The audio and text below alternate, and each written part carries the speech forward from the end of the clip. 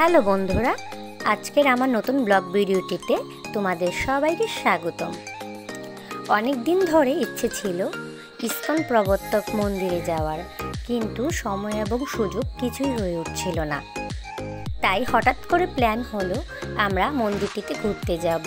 তাই আর দেরি না করে আমরা সবাই মিলে ইস্কন প্রবর্তক মন্দিরে ঘুরতে চলে গেলাম।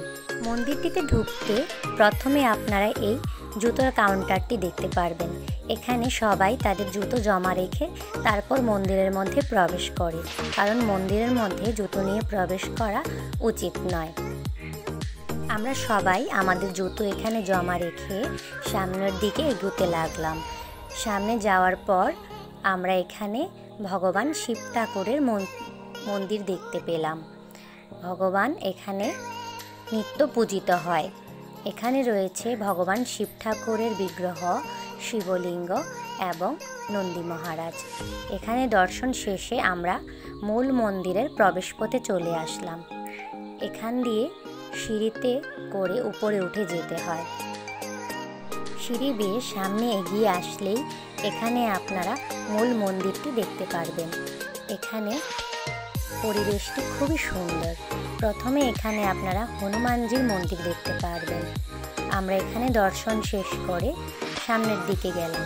এখানে রয়েছে গরুর দেবের মন্দির।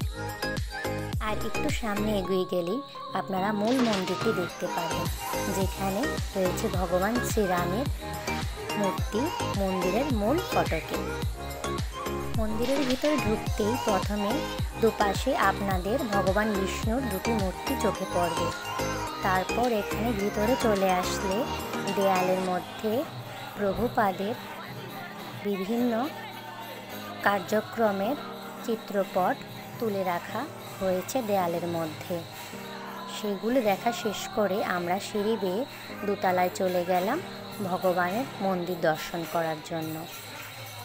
আমরা যেহেতু সন্ধ্যার সময় মন্দিরে গিয়েছিলাম, তাই তখন ভগবানের সন্ধ্যা পূজার আয়োজন চলছিল। সকলে মিলে ভগবানের নাম সংকীর্তন করছিল এবং নৃত্য করছিল। দেখতে খুবই সুন্দর লাগছিল, মনটা যেন ভরে যাচ্ছিল।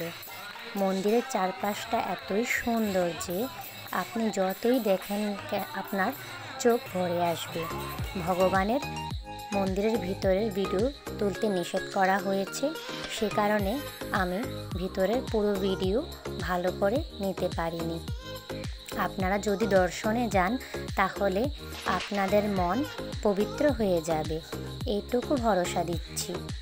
ভগবান এখানে স্বয়ং বিরাজ করছেন।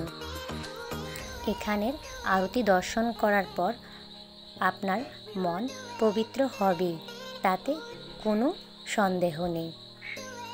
এই যে ভগবানের আরতির সময় দরজা খুলে দেওয়া হয়েছে, সবাই মিলে জয়ধ্বনি দিচ্ছে এবং কীর্তন করছে। এখন ভগবানের আরতি শুরু হবে। সন্ধ্যা আরতি শেষ করার পর মন্দিরের চারপাশে প্রদক্ষিণ করা হয়। আমরা সবাই ভগবানের আরতি দর্শন করে মন্দিরটিতে প্রদক্ষিণ করে নিয়েছি। আপনারা অবশ্যই একবার হলেও মন্দিরটি দর্শনে আসবেন। হরে কৃষ্ণ।